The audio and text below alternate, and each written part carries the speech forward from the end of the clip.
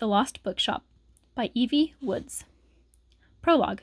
The rainy streets of Dublin on a cold winter's day were no place for a young boy to dawdle, unless that very same boy had his nose pressed up against the window of the most fascinating bookshop. Lights twinkled inside, and colourful covers called to him, promising stories of adventure and escape.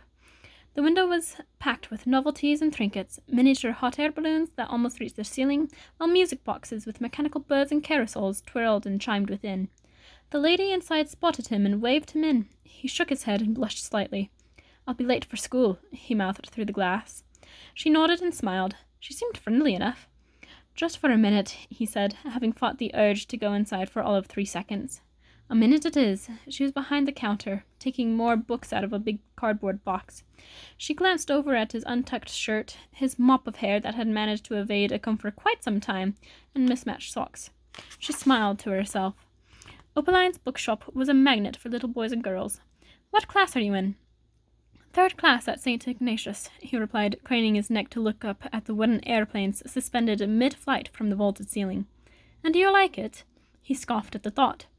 She left him leafing through an old book of magic tricks, but it wasn't long until he approached her desk and started looking at the stationery.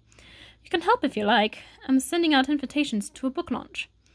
He shrugged and began mimicking the way she folded the letters and stuffed them into envelopes with a little too much enthusiasm. He wrinkled his nose with the effort, changing the constellation of freckles that spread out to his cheeks. "What does opaline mean?" he asked, pronouncing it with far too many syllables. "Opaline is a name. Is it your name?" "No, I'm Martha." She could tell he wasn't satisfied with that as an explanation. "I can tell you a story about her, if you like. She didn't like school very much, either. Or rules. Or doing what she's told," he suggested. "Oh, she especially didn't like that." Martha smiled conspiratorially. "Here, you finish jamming those letters into envelopes and I'll make us some tea. A good story always begins with tea."